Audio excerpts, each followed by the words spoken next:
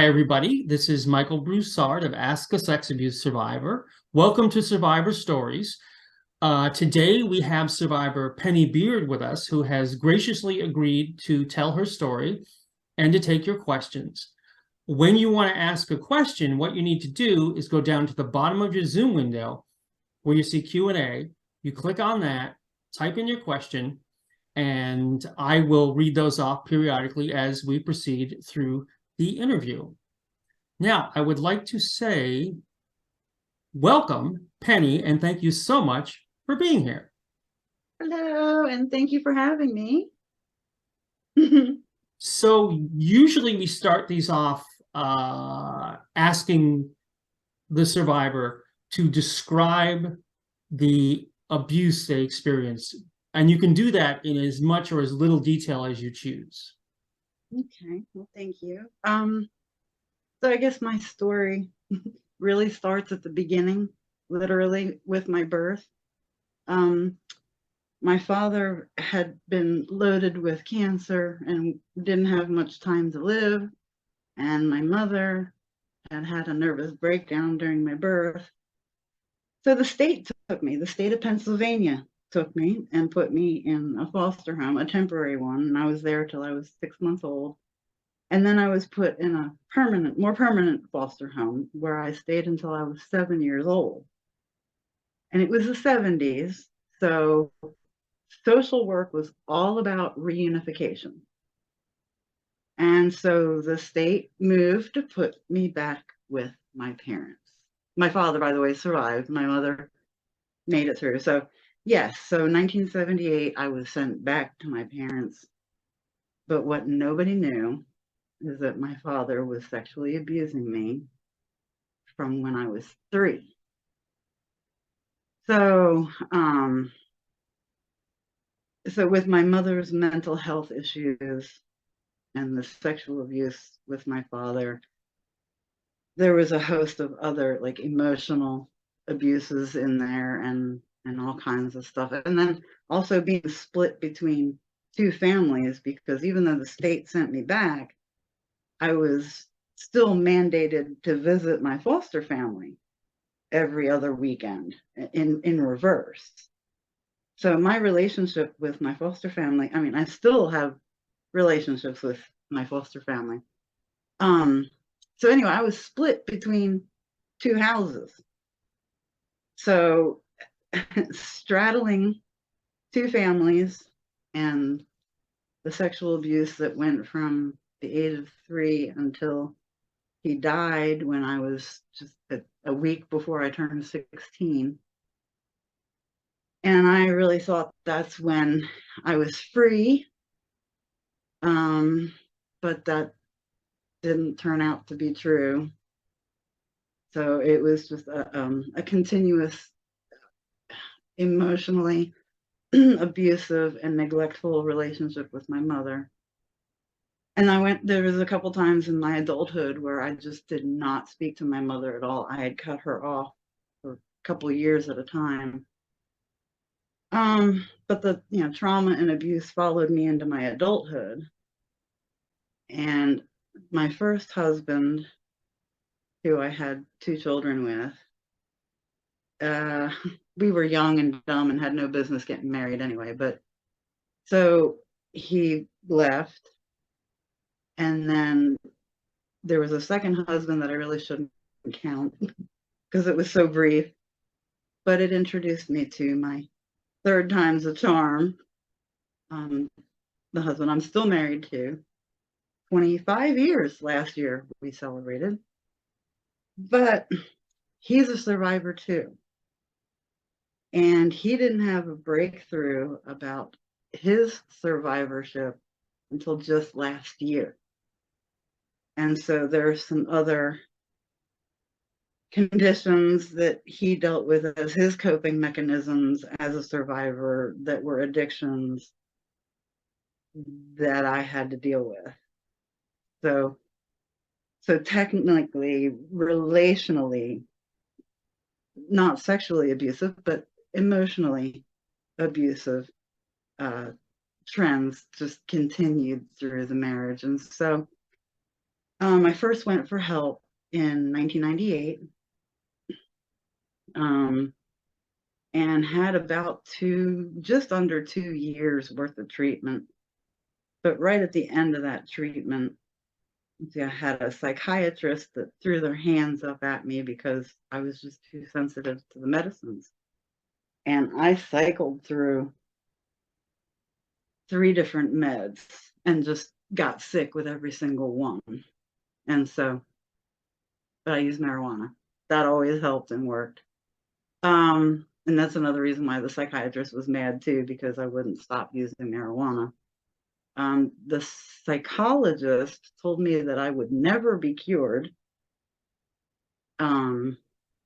because of being an incest survivor and a borderline personality disorder, and I could never be cured.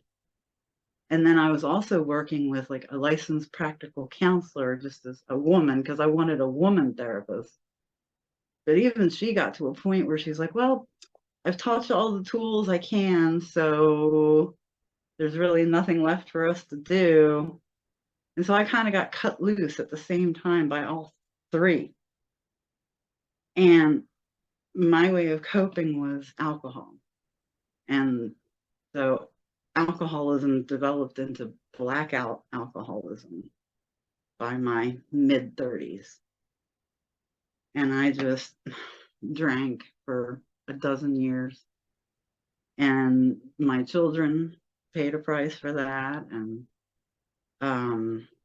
but in 2017, I was so suicidal that it just, I've always had to deal with suicidal ideation ever since I was a child. But I meant it. I was done. I'd had enough. Can I interrupt you for just a second while we're talking Yes. about this? Yes, please do. I'd ask you the concern for people who might be listening to this. I know that you have the suicide numbers at hand. Could you give those up, please? I sure do. If you're feeling like you want to hurt yourself, please call 988. It is a National Suicide Hotline number. And texting is 741-741. So 988 to call and 741-741 to text. Please don't hurt yourself. We need you. We need you. We need you. Yes. Thank you for doing that. I appreciate it. Mm-hmm. But as you were saying. Yeah, I had gotten into a suicidal knot, is what I've called it. And by the grace of God, I was able to go to accredited trauma treatment in New Mexico, inpatient, 27 days. And I always, they saved my life. They really did. And so, but the hard part and the work really started when I got home. So away from that idyllic world where everybody spoke mindfulness and everybody was trauma trained, but back to the real world. And that's when the real work began of creating a safe environment for myself so I could do the inner child and the healing work. I've found you just can't really get a good grip on that kind of work if your environment is not safe to be in. So that's like priority number 1. Gotta create. I am speaking from my safe place. This is where I go when I need to breathe, to cry, to scream, to punch pillows, or just shred paper. I've done them all, trying to express and discharge the trauma. But April 24th, I will be celebrating 6 years of sobriety. And yeah, and so with my husband's breakthrough, and we've been working really hard on daily emotional regulation exercises and working outside to get connected back to the earth and the dirt, and just really get grounded. So there's a whole bunch of stuff I've left out because I'm trying to keep it generalized and safe in telling. So, So you talked about something that really hits home with me, which is the idea that you cannot heal in a toxic environment. no, not For gonna me, happen. that was the reason that I left home, was because I was in a toxic environment. There was no way I was ever going to get any better. The previous therapists that you had, were any of them trauma informed or not? No, this was 1998. Well, of So, course, right. but I've that opens up a big box of worms for me because I really have it in for the APA, which is the American Psychiatric Association. I've personally protested in front of their headquarters in Washington, D.C. Let's see. The APA, I think, gets in front of and in the way of accredited trauma treatment. And there's no one answer for treating trauma. Like what works for one person doesn't work for everybody. Like everybody's got to kind of try and find what works for them. And I really think, I'm sorry that I keep doing this. I really think because of what I learned in New Mexico, and I called that trauma camp. Because to me, it was like a campground, and it reminded me of camp, so I called it trauma camp. But they were doing multiple modalities of treatment simultaneously. So it was group therapy, it was individual therapy, it was art therapy, it was equine therapy, it was Reiki, it was acupuncture, it was EMDR, it was spiritual sessions with a shaman. On and on it went. And all of it was just working together, woven together. And I really think that that's part of the key. So you kind of pick and choose what works for you and work them all together. Because I think the idea for healing after safety is that you're trying to get back into your body, trying to get back to the sensations of your body. So you can like feel, like if somebody says, well, what does your leg feel like? And like you can actually sense into it and feel and then report back what you're sensing. So really getting back into the body, and then the mind follows. It begins, the rhythms begin to come back and to come down and calm. So, but it's a challenge, a big challenge, and it's still a challenge. I still get rounds of symptoms that hit me like a bus. And so, you know, and then you're just like, okay, I know where I am. I know the hole I'm in. And I know where the ladder is. So I'm not going to stay here and climb back out and go again. And it's a continuous process. And I don't think it's ever going to stop. You know, it's when a car's frame gets banged up in a derby, they can put it on a rotisserie and they can straighten it out, but there's still always going to be some kinks in the frame of that car because it got banged up in the derby like that. So, but you can still it's get a interesting. car to run again. I'm sorry. I was saying you can still get that car to run again and run great, but it's always going to have that ding. So it is interesting because it frames ongoing healing, which is something I very much believe in. That healing is an ongoing process, and that there isn't necessarily an end to this path for me, and I'm fine with that. It actually changed my life when I realized it was an ongoing process, because I stopped dinging myself and leaving treatment for thinking I had failed because I hadn't gotten there.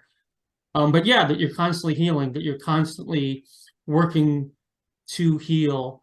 And you talked about getting back into the body, right? So paramount. That is paramount. But you can't do that until you're safe. like your environment is safe, your immediate relationships, the one that you've chose to keep because they're functional, that's all got to be safe. Like all these folks have to be safe. Then you can get back into the body. So, Do you think that, for me, I had to get back into my body because I had learned dissociation as a coping mechanism, and I learned it without knowing that I had learned it. I just knew that my mind, when I was a child, went off somewhere nice and pretty, and for me, it was Winnie the Pooh in the 100 Acre Wood. Went off oh, somewhere else. Well, yeah, you know, yeah, everybody has the thing, and I went yeah. off somewhere else. And as an adult, it didn't took. I don't think I was. I think I was in my 40s when I learned what dissociation was, and learned I'd been doing it randomly all of my life. Do you think dissociation is what pulled you out of your body? Oh, absolutely. Absolutely. Um, in fact, I have a diagnosis of dissociative identity disorder. I do have parts. And I feel like DID, just like everything else, is on a spectrum. And so I know there are folks who experience shifts, and they present the smallers, their littles can come out. Mine don't. And I Hmm. can almost barely perceive. Like I am just now learning who it is that's showing up. For me, there's a 3-year-old, 7-year-old, an 11-year-old, and a 15-year-old. And then I really feel like there's an early adulthood cluster. So the voluminous anger, the volcanic rage, that's my 15-year-old. So when that shows up, I know, okay, why is she angry? And so to sit with myself and really think about it from my 15-year-old self's perspective, then I feel like we get on the same page. And then she feels heard. And it kind of just integrates all by itself. The experience, the moment, whatever just happened. And then things calm down again. So, but it's trying to figure out who it is that's showing up that needs the attention. That That's really sometimes, interesting because I don't myself, as far as I know, have DID, but there are definitely different parts of myself. And when you said that thing about the 15-year-old being the anger, the level of my rage against what had been done to me and toward the people who both committed it and those who enabled it was its strongest. And yeah, so I feel like I do have those different, you know, those different emotional spaces. And I never thought of them as being tied to a particular stage of life before. So that's very interesting. That's very interesting. We have a couple of questions here. Talia says, "Hi, Penny. Thank you for being here and sharing your story. Congratulations on 6 years of sobriety. hmm? So much of what you are saying resonates with me, and I agree wholeheartedly with your assessment of the APA. I think they exist for the insurance companies, not to Yes, actually help anyone." yes. Well, thank you, Talia. Absolutely. It's all about the money. Follow the money. And there really is a revolving door on the front of the headquarters of the APA in Washington Really? that tells you everything you need to know about their practice, how they operate. They want repeat business. They want you to keep coming back. They want you to stay stuck. The clients don't have locus of control. You go, I mean, I don't want to poo poo all over therapists and counselors and psychologists because there is, they have their place. There's a necessity for having trained professionals to help us get through our traumas.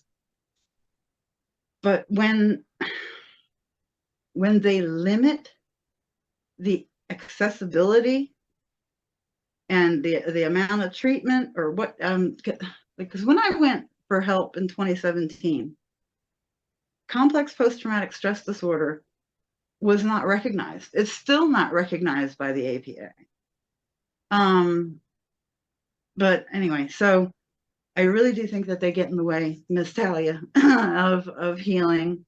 We don't have any like control over our treatment or what we want to be treated with, what we want to try, and it's all decided by the insurance companies, which is crazy.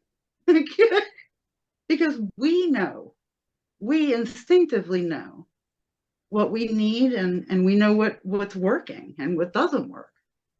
And for me, cognitive therapy was like riding a merry-go-round for years and years and years, just going in circles. But when I got to trauma camp and I had art therapy and EMDR and group therapy, that was amazing. I was terrified of group therapy at first, but it was amazing to have 6 other people sitting there listening openly, cheering for you and rooting for you. It's a very powerful experience to have people in real time, like right there. Yeah, get it. Yeah. So, but like I said, it's up to everybody though to figure out how they want to go. You talk about riding that merry-go-round of cognitive behavior therapy. I rode a therapy I'm going to be able to say it correctly just once. I rode a therapy merry-go-round. Ooh, I did it. For many, many years. And that's when I would give up. I'd be like, well, this is not helping me, or I'm not doing it right, obviously, because it works for other people, because this is what we're supposed to do. And for me, nothing changed. You talk about trauma camp. For me, nothing changed until I got into therapy with my first trauma-informed therapist. And EMDR was one of the things we did. We did several other things. She retired and passed me to another trauma-informed therapist who has been just as good for me. And it's through these 2 people that I've learned the idea of ongoing healing and ongoing therapy that addresses what happens in your life currently, as well as what has happened in your life. If something new comes up because of some set of circumstances, there are tools to work with that. And there are tools that are based in an understanding of someone who lives with trauma as part of their physiognomy. And that makes a huge difference. I think you're 100% right that there's this psychiatrists. I find that a lot, because psychiatrists, of course, are your med managers. Right. They just want to put us through this drug, that drug, this drug, that drug. And I do take meds. Okay. I was just about to say, I don't want to knock meds, because there are chemical assistants that help a lot of people. And so, amen to that. But let's talk about the benefits of marijuana while we're at it. Let's talk about other options. St. John's wort. There's a bunch of natural remedies to assist, but to back up though, if you don't have safety, it does not matter what you throw at it. It's just it's going to keep being the same thing. So talking about that merry-go-round. So if you're trying to, Oh, I'm sorry, I didn't mean to interrupt you. I was saying we have one other question here. Okay. Also from Talia. Oh, going back, what is the name of the facility in New Mexico, and how did you find that place? I didn't know there were any inpatient treatment facilities for trauma. I think that is so amazing. Oh, yeah, it is. Talia, let's see. In 2017, when I first went looking for it, there were eight total accredited trauma treatment centers in the country. And the one in New Mexico is called Life Healing Center. And it's a little camp. It really is. It's a little camp on a little hillside overlooking Santa Fe. Beautiful. But pricey. So here we go, back to insurance companies and whether or not your insurance company is going to approve of you being able to get to one of these facilities.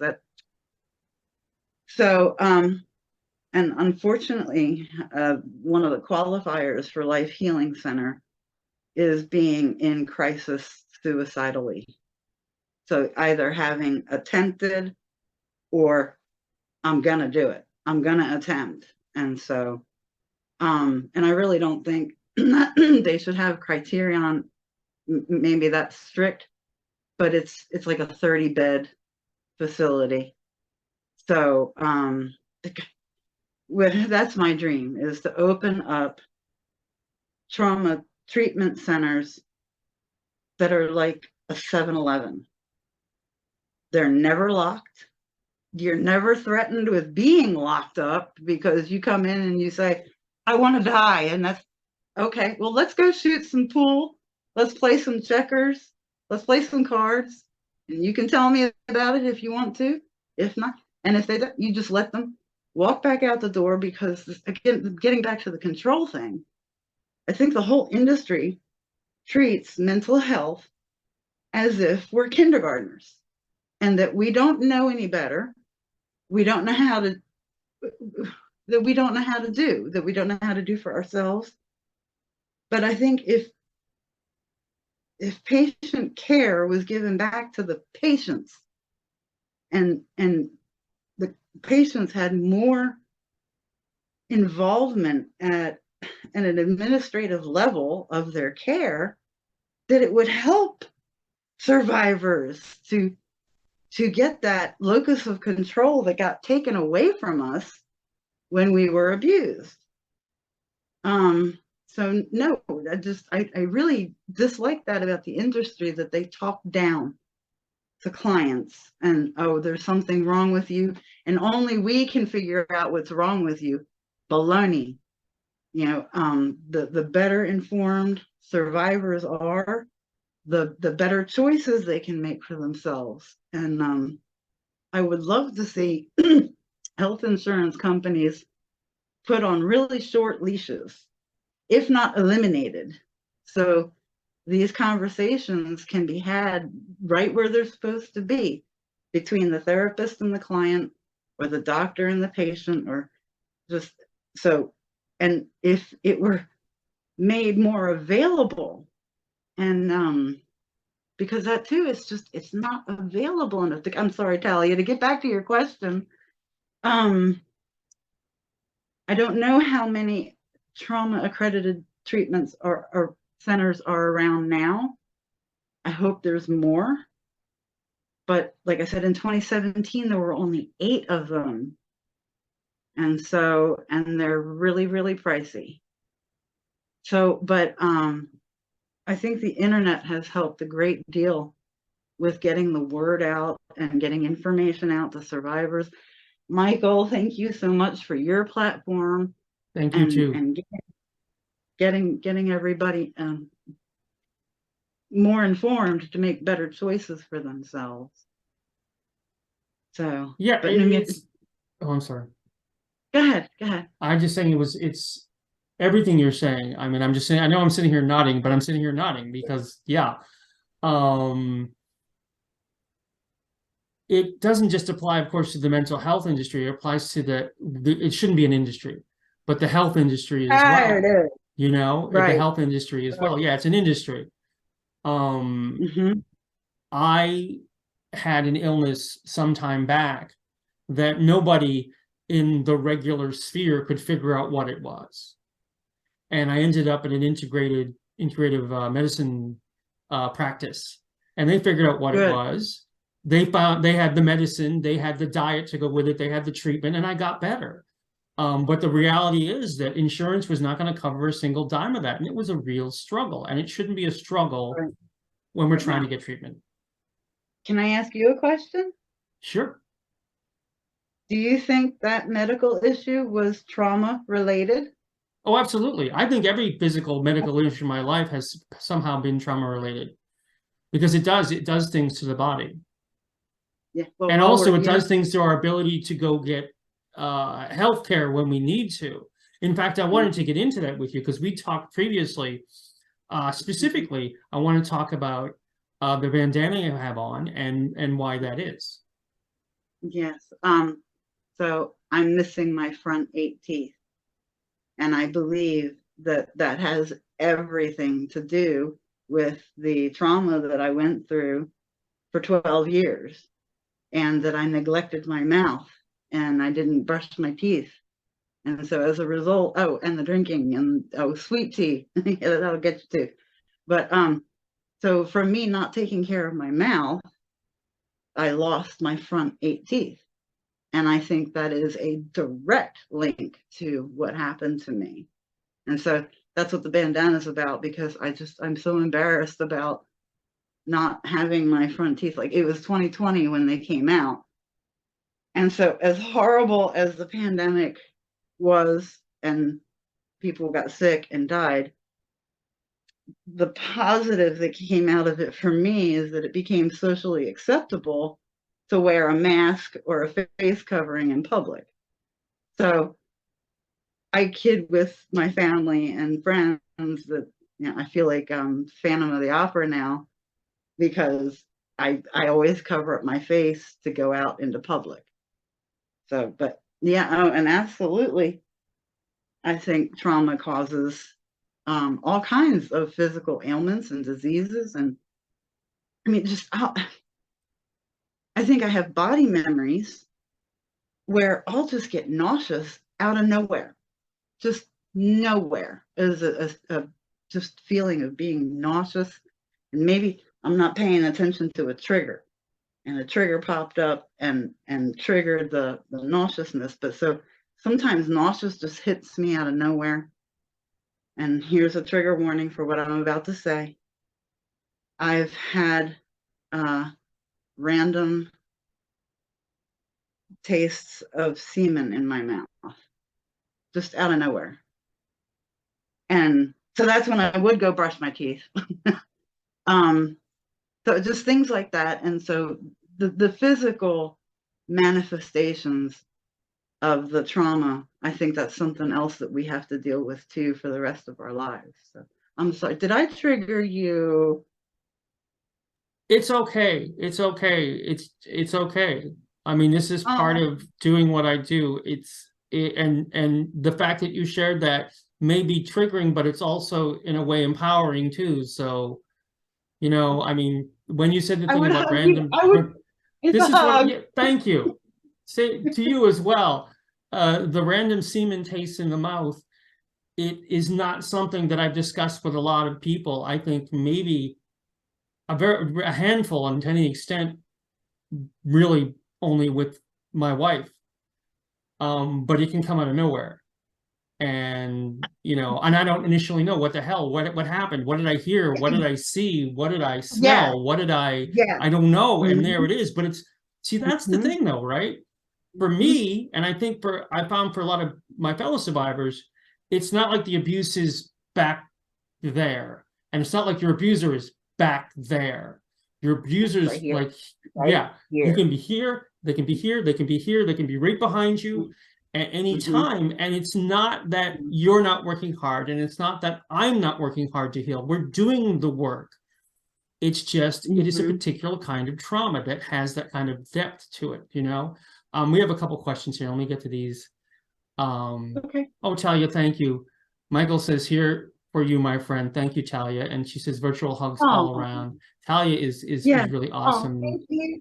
She is a poet and an artist, and she does a blog called Daily Superheroism. Everybody should look up Daily Superheroism, because she's doing wonderful work. But yeah, it's right there, right? I mean, is that your experience as well? It's like right there. So if I can go back and borrow a phrase as the book title, the body keeps the score. And so for as long as these memories are, they're like at a cellular level. And so when we do, we see something, we hear something, we smell something, or somebody just, says a random phrase, and boom, I'm back in 1977. Yep. And so I wrote a book.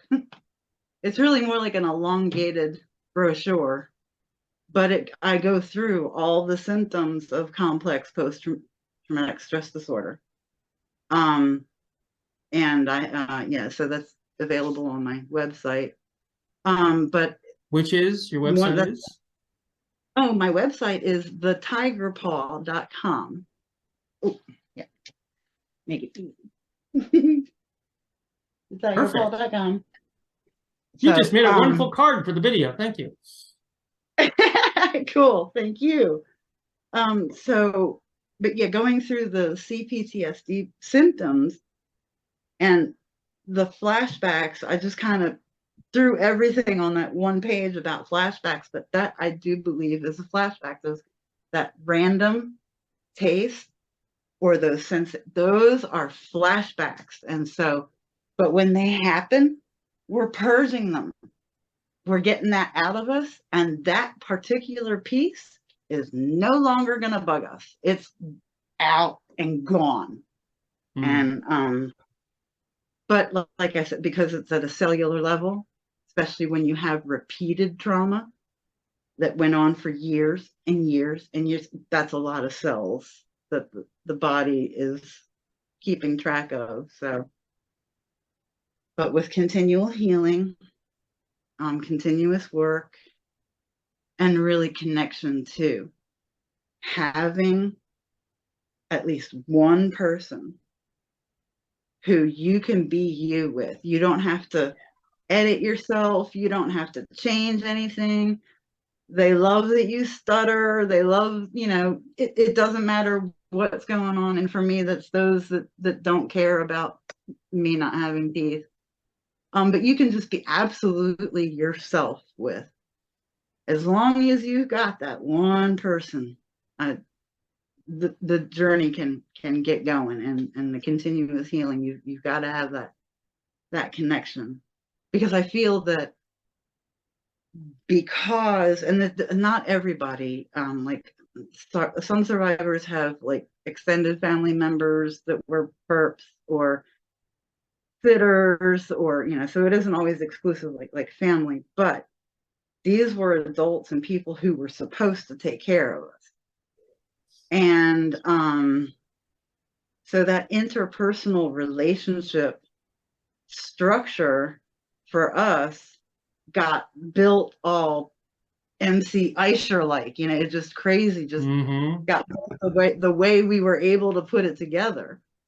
And so that's, I think, a part of the healing too, is going back through those structures and learning how to relate with another person functionally, the way that we were supposed to have been shown and taught and given, but weren't.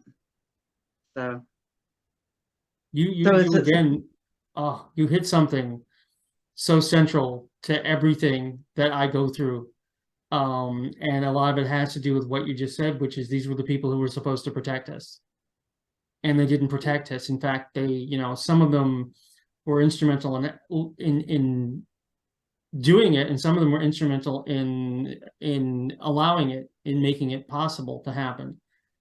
And I hadn't thought about before, but yeah, I without realizing, I think that I have looked for other connections to repair that broken connection of someone who would actually be there for you. And I find it in my marriage, and I find it in the community. I find it in the survivor community, and in our groups and things yes, like that. Definitely find it there. the So reciprocity your that, husband, oh, I'm sorry. go ahead. I was just about to repeating the reciprocity that we didn't get the first go round. So Right. I'm sorry I interrupted your thought. I apologize. it's okay. It's I just get okay. excited when I hear things and I'm like, oh my God, that's great. So you talked about the fact that your husband, who you are with now, your third Mhm. husband, there was a time when, you're both survivors. There was a time when that was a mutually negative situation. Yeah. How did it come about for each of you, for both of you, that it became more mutually beneficial in more recent times? It came about because my healing work was getting undone by his ignorance and his continued toxic patterns. So I'll just go ahead. He's given me permission. He is an intimacy anorexic. And I don't know if you've heard this term or not. It's pretty new on the scene. Dr. Douglas Weiss is pretty much the doctor who coined it. And if you tool around YouTube and put in intimacy anorexia, you'll get some stuff now. But intimacy anorexia is the deliberate withholding of emotional, sexual, and spiritual intimacy. So they withhold intimacy on purpose. It's a coping mechanism. One of its causations is childhood sexual abuse. So not only was he, or it was, he's doing much better now. He's really worked hard at emotional recognition and sharing, and so but he didn't have that breakthrough, like I said, till last year. So I had my breakthrough in 2017 when I went to trauma camp, came home, stayed sober, was doing EMDR, was doing the therapy work, but everything I was doing was getting undermined when I'd come home, because there would be the lack of connection. And then I took that as, I'm not worthy. And so everything we had just done and everything I had just gotten accomplished in EMDR was getting undone. So I guess it really took until 2021. So after the pandemic, well, not after, but after all that lockdown mess, in 2021, we started with a couples book called The Love Dare. And that kind of opened him a little bit. And then we moved through some Buddhist texts, and that opened him a little more. But it wasn't until we found that channel. I'll think of it as, it's a pretty well-known channel on YouTube for, Affair Recovery. That's it. affairrecovery.com. We started watching videos from their YouTube channel because it was the first time I'd heard anybody else recognize pornography as a form of cheating.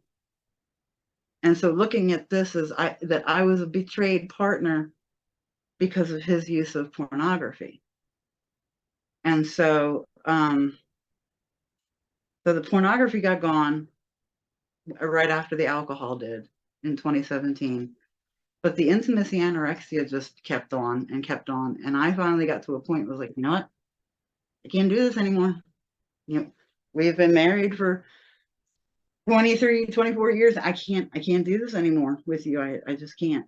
And so the threat of me leaving, along with these affair recovery videos, and then I stumbled onto a video that we call the D-Day video for us, and it put everything together for him. And he had a realization of the intimacy anorexia, what the pornography had done. Even he had been clean of pornography for 4 years at that point. But so it really kind of hit him then. And so over 2020, the rest of 2022 and like into this year, we've been working really intensely with emotional regulation exercises and emotional recognition exercises. Like we even put emotions in a sentence every day, write them down. And then in the evening, we come together and we share what we wrote down. And there's a couple other affirmation sheets that we do with them. Eckhart Tolle, we've used Eckhart Tolle as a teacher. And it's been incredible for our relating, using some of the teachings of Eckhart Tolle, although that gets into spiritual principles that's a whole another topic, another conversation. But he's finally present. He's all in, he's all here, and we're really just working on trying to create the best life we can. So, and gardening. And gardening. Gardening helped. It did. It really did. It gave us a project to work on together. And so, Wow. yeah. Wow. That being present thing is such a huge deal. I mean, if both people aren't present in the relationship, I've also found that if I'm not present in the world, it impacts me negatively. And I found it a struggle for many years to be present because I had withdrawn so very much. But yeah, it makes a huge difference when you're both in there together, right? It makes a gigantic difference. Yes. You're And both that's something that Christy and I have where we're both here together. yes. Both in there together and both rowing at the same time and rowing in the Mhm. same direction. And yeah. Yeah, but absolutely presence. That's like our mantra now is here, right now. Because if we're thinking about the past, we're not here. And if we're worried about the future, we're not here. So staying right here, right now, and that's all we have to deal with is right here and right now. And that makes it easier to take it as it comes, especially when it comes to these triggers, to, like I said, the symptoms that crop back up. So like insomnia comes back around for me. Muscle armoring comes around for me a lot. Goodness, like I said, the nausea, so just different symptoms. The depression, though, I mean, that's like a, a huge elephant that just kind of sits on your head. Yeah.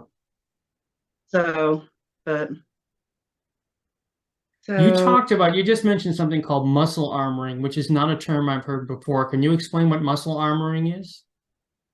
Muscle armoring is the large muscle groups that are tightening because you're bracing, you're anticipating, Oh, yes. you're waiting.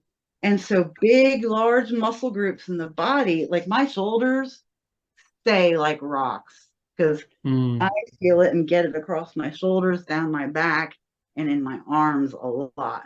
But there are some times that my whole body is just, coiled up and stay like that. And it's tiring and the muscles get sore.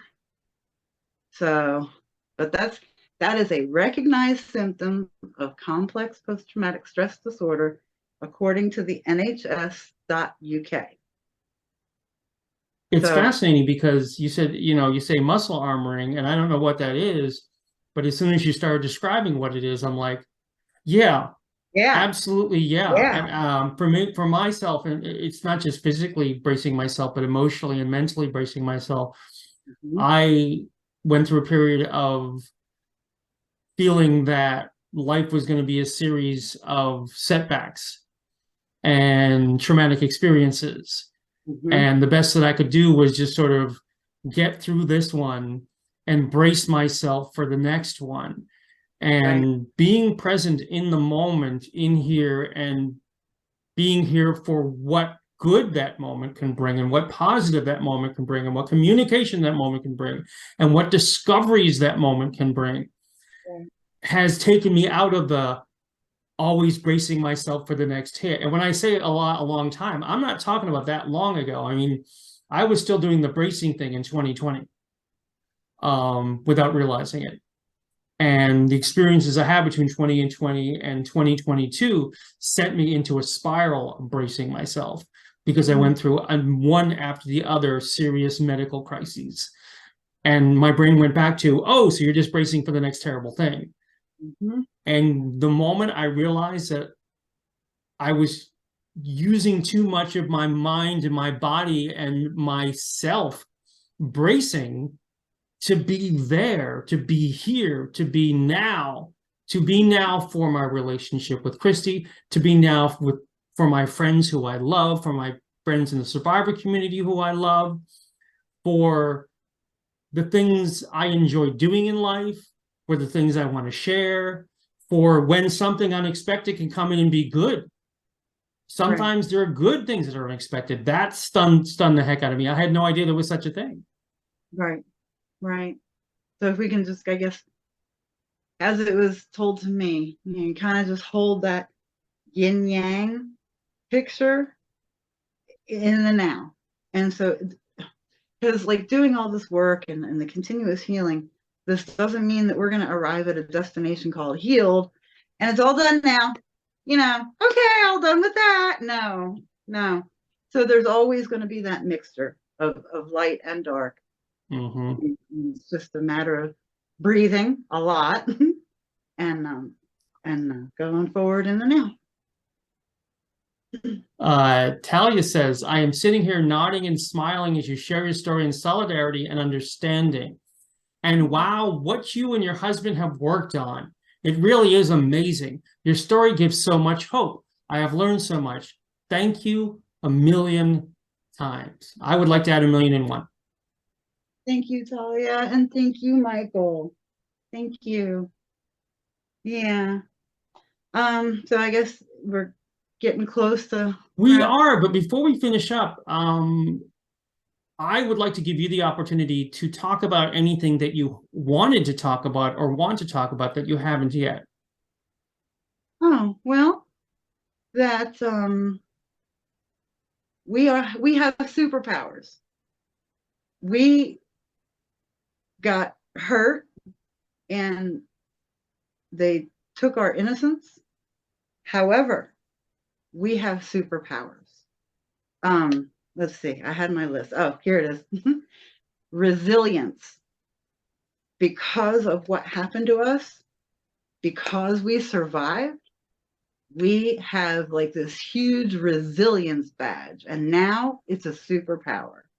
So you can just break out that resilience badge, and when something seems like it's going to be like this big thing, you go, oh, wait, no. I've been to hell and back. That's nothing now. I can do this. I can do this because I've got my connections, I've got my friends, I've got my community, and I can move through whatever difficulty that comes my way. And we've got creativity because we had to create different ways in how to cope with what was going on. And we've got empathy. Like we are, that to me, empathy and the sixth sense are kind of, they go together. Because again, because we were hurt so deeply, we are able to be compassionate and empathetic to others, and we're able to give them that compassion and empathy openly, which to me, though, that kind of leads into that sixth sense thing that we all have. Just like singing, we can all sing, but we can't all sing like Mariah Carey, right? 3-octave range. But we can all sing. So same thing with sixth sense. We all have it.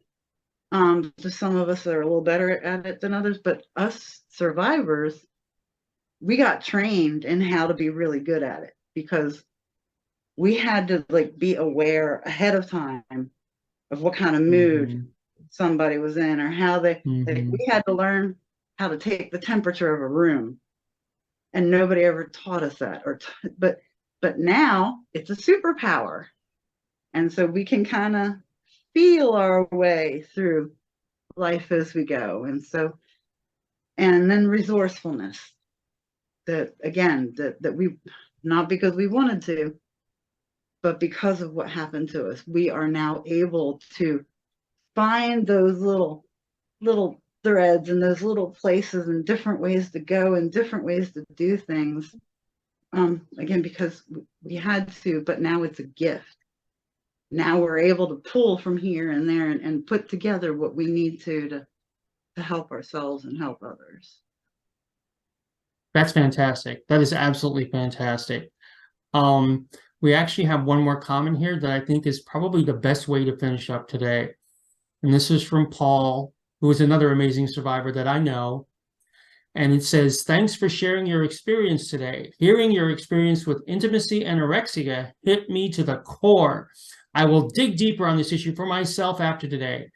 Thanks to you. And I also would add to what Paul said, thanks to you for being so willing to share so much, and for being so open, and for being amazing. So thank you very much. I really appreciate it. Thank you, Paul. And thank you, Michael. And I feel the love, and I'm losing my handkerchief again. But thank you so much. And it was great to be here. It was great to have you. Thank you so much. Goodbye. Oh, before we go, everybody, real quick, I almost forgot that I have a little advertisement here for you.